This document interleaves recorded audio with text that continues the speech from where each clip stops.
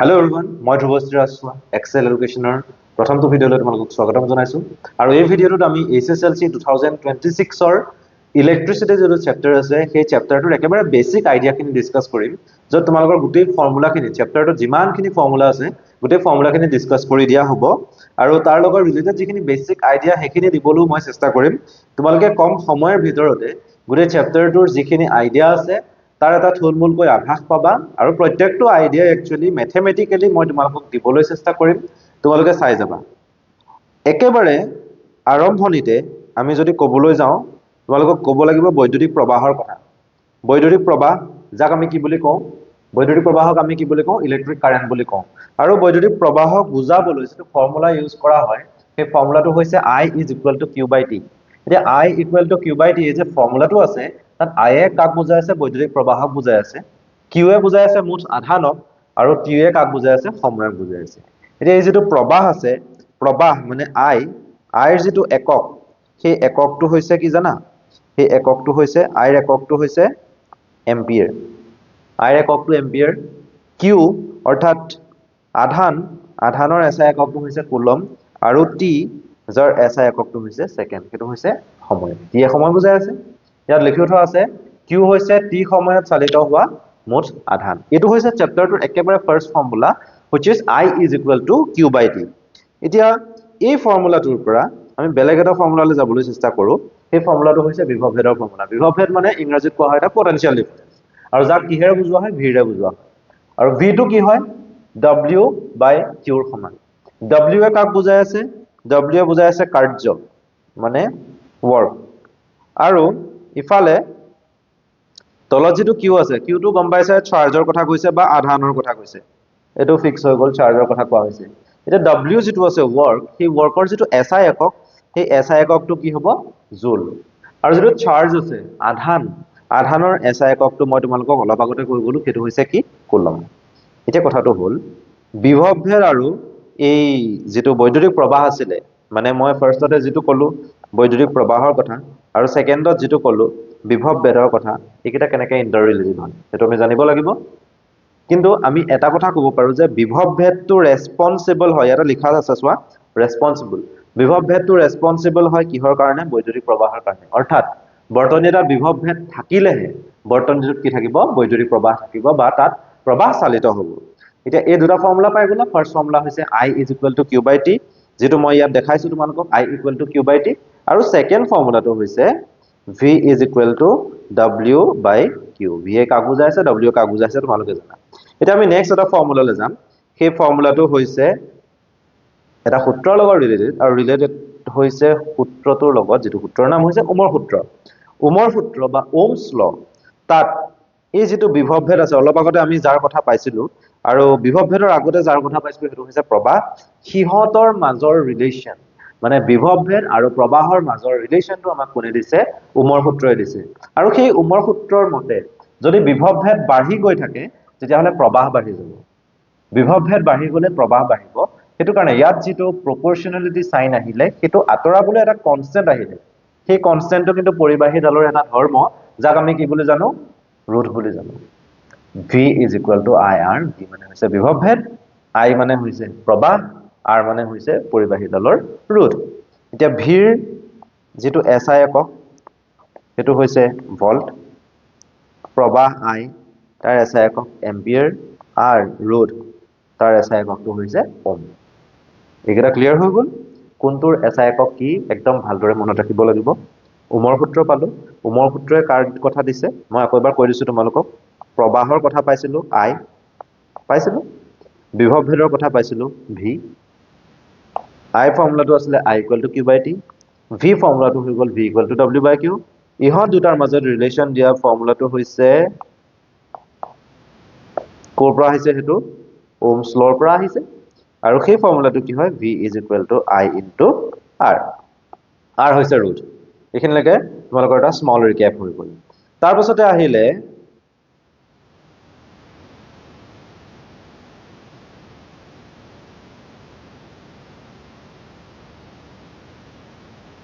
ৰোধৰ লগত ৰিলেটেড বেলেগ এটা বস্তু। ৰোধৰ লগত ৰিলেটেড এতিয়া R equal to V by I, এইটো ওমৰ সূত্ৰৰ পৰা আহিছে। ওমৰ সূত্ৰটো তোমালোকে চাই লোৱা, V equal to I R যে আছে, ইয়াত যদি আমি r টো উলিয়াবলৈ যাওঁ এই r টো যদি উলিয়াবলৈ যাওঁ তেতিয়াহ'লে i টো আমি কাক হৰণ কৰিব লাগিব v হৰণ কৰিব লাগিব সেইটো তোমালোকে জানি গলা গতিকে সেইটো ইয়াতে লিখি থোৱা আছে আৰু মই বেলেগকৈ ক'বলৈ নাযাওঁ ৰুট হৈছে r = v by i সেইটো বেলেগ একো নাই ওমৰ সূত্ৰৰ পৰা আহিছে ৰোধৰ লগত জড়িত থকা বেলেগ এটা ধৰ্ম হৈছে ৰোধৰ লগত জড়িত হৈ থকা বেলেগ এটা ধৰ্ম হৈছে কি ৰোধকতা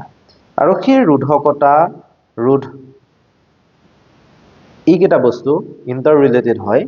খালি তাতে অলপমান কথা আছে পৰিবাহীডালৰ দৈৰ্ঘ্যৰ কথা আছে আৰু পৰিবাহীডালৰ প্ৰস্থচ্ছেদৰ কালি কথা আছে যিহেতু তোমালোকে জানা পৰিবাহীবোৰ সিলিন্ড্ৰিকেল হয় এনেকুৱা টাইপৰ হয় নে গতিকে ইয়াতে এনেকুৱা সাৰ্কুলাৰ এৰিয়া এটা থাকে যাক আমি ক্ৰছ সেকশনাল এৰিয়া বুলি কওঁ ইংৰাজীত আৰু অসমীয়াত কওঁ প্ৰস্থচ্ছেদৰ কালি বুলি এতিয়া প্ৰস্থচ্ছেদৰ যেটো কালি হেতু কেপিটেল এ ৰে বুজোৱা হৈছে আৰু এই পৰিবাহীডালৰ যেটো দৈৰ্ঘ্য হেতুক এল ৰে বুজোৱা হৈছে তে হিহতি ইন্টাৰ ৰিলেটেড হয় ৰোধৰ লগত ৰোধ বাঢ়িলে দৈৰ্ঘ্য মানে দৈৰ্ঘ্য বাঢ়িলে ৰোধ বাঢ়ে আৰু যদি প্ৰস্থচ্ছেদৰ কালি বাঢ়ে তেতিয়াহ'লে ৰোধ কমে এনেকুৱা টাইপৰ এটা ৰিলেচন পাম আৰু সেই ৰিলেচনটোৰ পৰা গৈ পেলাই আমি এটা ফৰ্মুলা পাইছো হেতু হৈছে r = rho * l by a এটা এই যেটো ফৰ্মুলা এই ফৰ্মুলাটো r এ কাক বুজাইছে r এ বুজাইছে ৰোধক এটো এটা নতুন কনসেপ্ট পালো যাক আমি rho বুলি কওঁ rho টো হৈছে এটা কনস্ট্যান্ট পৰিবাহীডালৰ ধৰ্ম বুলিও ক'ব পাৰো আৰু তাৰ লগত ৰিলেটেড আন এটা বস্তু হৈছে l length of the conductor মানে পৰিবাহীডালৰ দৈৰ্ঘ্য আৰু a হৈছে প্ৰস্থচ্ছেদৰ কালি যেটো কথা তোমালোকক মই অলপ আগতে ক'লো এইখিনিলৈকে হৈ গ'ল ৰোধকতা গম পালা তাৰ পাছতে আহিলে ৰোধকবোৰ যিবোৰ থাকে পৰিবাহীডালত যিবোৰ ৰোধক থাকে যেনেকৈ ধৰি লোৱা ঘৰত লাইট এটা আছে ঘৰত ফেন এখন আছে টিভি এটা আছে সেইবোৰে ৰোধক হিচাপে কাম কৰে ইলেক্ট্ৰিকেল এপ্লায়েন্সেছ বোৰে ৰোধক হিচাপে কাম কৰে আৰু সেই যিবোৰ ৰোধক আছে ৰোধকবোৰ আমি কানেক্টেড কৰিব পাৰো কেনেকৈ কানেক্ট কৰিব পাৰো এটা হৈছে শ্ৰেণীবদ্ধ সজ্জা মানে সিৰিজ কানেকশন শ্ৰেণীবদ্ধ সজ্জা য'ত মুঠ ৰোধটো বেছি হয় আৰু প্ৰতিটো ৰোধকৰ মাজেদি একে বিদ্যুৎ প্ৰবাহ চালিত হয় এই শ্ৰেণীবদ্ধ সজ্জাটোত একচুয়ালি ৰোধকবোৰ এনেকুৱা ধৰণে সজ্জিত হৈ থাকে এটো এটা ৰোধক ধৰি লোৱা এটো এটা ৰোধক এটো এটা ৰোধক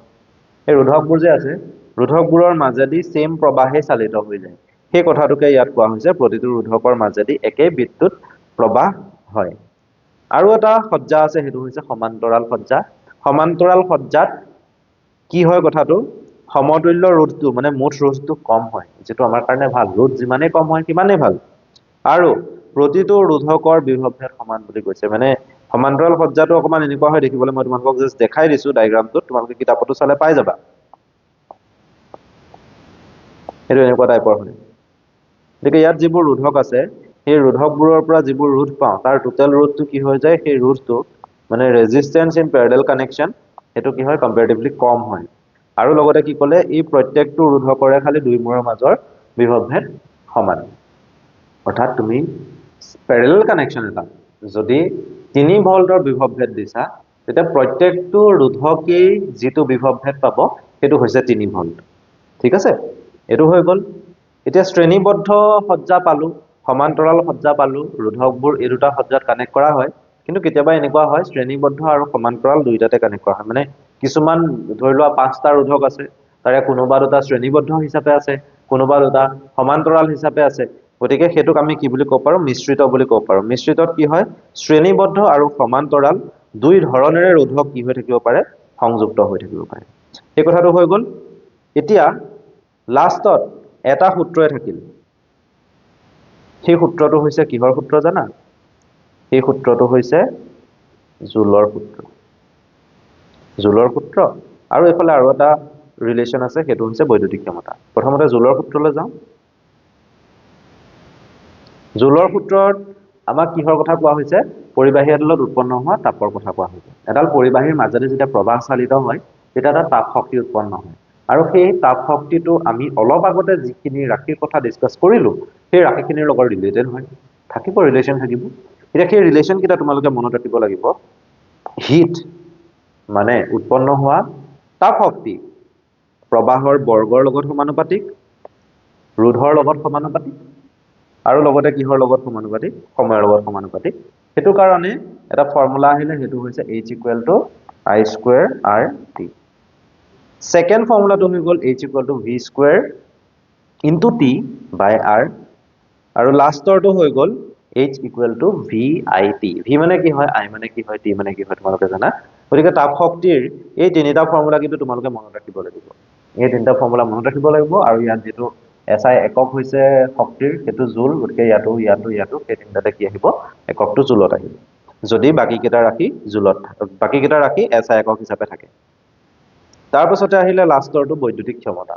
বৈদ্যুতিক ক্ষমতাত এই মজা আমি যে প্ৰথমতে পাইছিলো বিভৱ ভেদ আৰু তাৰ পাছত যে পাইছিলো প্ৰবাহ ইহতৰ মাজৰ এটা ৰিলেচন ইহতৰ মাজৰ এটা যোগসূত্ৰ স্থাপন কৰিছে v আৰু i এই দুটাক যদি আমি পূৰণ কৰি দিও তেতিয়া আমি কি পাওঁ ক্ষমতা পাওঁ ক্ষমতাক আমি কিহেৰে বুজাও কেপিটেল P ৰে বুজোৱা হয় জানা পাৱাৰ হয় power equal to v into কি হ'ব i হ'ব v মানে বিভৱ ভেদ SI একক ভল্ট i মানে হৈছে প্ৰবাহ SI একক হৈছে এম্পিয়াৰ p মানে হৈছে পাৱাৰ আৰু SI একক হৈছে কি ওয়াট হেতু জানা আৰু এটা বস্তুৰ কথা অকমান কবলৈ থাকি গৈছে হেতু মই তোমালোকক কৈ লওঁ r equal to rho into l by a যে আছে ইয়াত যে এই rho টো আছিলে rho এটা SI একক আছে rho আমি ৰোধকতা বুলি জানো আৰু rho SI এককটো হৈছে ওম ইনটু মিটাৰ মানে ৰোধৰ একক আৰু দৈৰ্ঘ্যৰ একক এই দুটা যদি পূৰণ কৰো তেতিয়া হলে আমি কাৰ একক পাম ৰোধকতাৰ একক পাম গতিকে চেপ্টাৰটোত থকা ফৰ্মুলা এইখিনি আকৌ এবাৰ মই তোমালোকক কৈ দিছো প্ৰথম ফৰ্মুলাটো হৈছে প্ৰবাহৰ লগত ৰিলেটেড সেকেন্ড ফৰ্মুলাটো হৈছে বিভৱ ভেদৰ লগত ৰিলেটেড প্ৰবাহৰ লগত ৰিলেটেড ফৰ্মুলাটো আছিল I equal to Q by T বিভৱ ভেদৰ লগত ৰিলেটেড ফৰ্মুলাটো হৈছে V equal to W by Q বিভৱ ভেদৰ লগত ৰিলেটেড আন এটা ফৰ্মুলা দিছে আমাক ওমৰ সূত্ৰই হেতু হৈছে V is equal to RI তাৰ পাছতে ৰোধৰ লগত ৰিলেটেড বেলেগ এটা ফৰ্মুলা হেতু হৈছে ৰোধকতাৰ লগত ৰিলেটেড আৰু হেতু হৈছে R equal to rho into L by A তাৰ পাছতে দুটা সূত্ৰ পাইছিলো এটা সূত্ৰ হৈছে তাপ শক্তিৰ লগত জুলৰ তাপীয় ক্ৰিয়াৰ সূত্ৰৰ পৰা আহিছে আৰু এটা সূত্ৰ হৈছে বিভৱ ভেদ আৰু প্ৰবাহ লৈ পেলাই ক্ষমতাৰ এটা সূত্ৰ এইকেইটা বেলেগকে আৰু এফালে আমি কি পাইছো শ্ৰেণীবদ্ধ সজ্জা সমান্তৰাল সজ্জা আৰু এটা মিশ্ৰিত সজ্জা গতিকে গোটেই চেপ্টাৰখিনিত ক'ব লগা বস্তু এইখিনিয়ে আছে ফৰ্মুলেশ্যন এইখিনিয়ে আছে এই ফৰ্মুলাখিনি এপ্লাই কৰিয়ে কিন্তু আমি কি কৰিব পাৰিম গোটেই চেপ্টাৰটোত থকা যিমানখিনি ম্যাথমেটিক্যাল প্ৰবলেম আছে সেই প্ৰবলেমখিনি কৰিবলৈ চেষ্টা কৰিব পাৰিম এতিয়া আজিৰ ভিডিঅ'টোত মই জাস্ট তোমালোকক বেসিক আইডিয়াখিনি দিছো ইয়াৰ পাছৰ যেটো ভিডিঅ' আহিব সেই ভিডিঅ'টোত আমি তোমালোকক চেপ্টাৰটোৰ লগত ৰিলেটেড যিমানবোৰ কোৱেশ্চন আছে প্ৰত্যেকটো টপিকৰ লগত ৰিলেটেড যিমানখিনি কোৱেশ্চন আছে কোৱেশ্চনখিনি দিবলৈ চেষ্টা কৰিম এমসিকিউৰ লগতে যিখিনি ম্যাথমেটিক্যাল ডাঙৰ প্ৰবলেম হয় সেই প্ৰবলেমখিনিও দিবলৈ চেষ্টা কৰিম তোমালোকে চাই থাকিবা আমাৰ এক্সেল এডুকেশ্যনৰ চেনেলটো আৰু লগতে তোমালোকে আমাৰ যেটো ওয়েবসাইট আছে exceleducation.net তাত গলেও তোমালোকে আমাৰ ষ্টাডি মেটেৰিয়েলছবোৰ পাব পাৰিবা ফ্ৰী অফ কষ্ট হয় প্লাস আৰু এটা কথা তাত আমি অলপ দিনৰ পাছতেই এটা সিৰিজ ষ্টাৰ্ট কৰিম হেতু হৈছে অকল এমসিকিউ সিৰিজ মানে তোমালোকৰ প্ৰত্যেক দিনাই এটা এক্সাম হ'ব এমসিকিউ সিৰিজৰ ওপৰত মানে এমসিকিউ কোৱেশ্চনছ খিনিৰ ওপৰত সায়েন্সৰ লগত ৰিলেটেড কোৱেশ্চনছ বেছি থাকিব তাৰ পাছতে মেথছৰ লগত ৰিলেটেড আমি এক্সাম পাতিবলৈ চেষ্টা কৰিম এডভান্স ম্যাথমেটিক্সৰ লগত ৰিলেটেড কিছুমান এক্সাম পাতিবলৈ কোৱেশ্চন পেপাৰ দিবলৈ চেষ্টা কৰিম প্ৰিভিয়াস ইয়াৰ কোৱেশ্চন পেপাৰবোৰো তোমালোকে তাতেই পাবা গতিকে তোমালোকে exceleducation.net লৈ গৈ পেলাই সাইন আপ কৰিবলৈ নাপাহৰিবা কমপ্লিটলি ফ্ৰী অফ কষ্ট হয় তোমালোকে জাস্ট ক্লাস 10 বেটছত জাস্ট কি কৰিব লাগিব নিজৰ ফোন নাম্বাৰ নিজৰ ইমেইল আইডি দি পেলাই সাইন আপ কৰিব লাগিব ফ্ৰী অফ কষ্ট হয় তোমালোকে তাত জয়েন কৰিব পাৰিবা আমাৰ ষ্টাডি মেটেৰিয়েলছবোৰ তাত চাব পাৰিবা ধন্যবাদ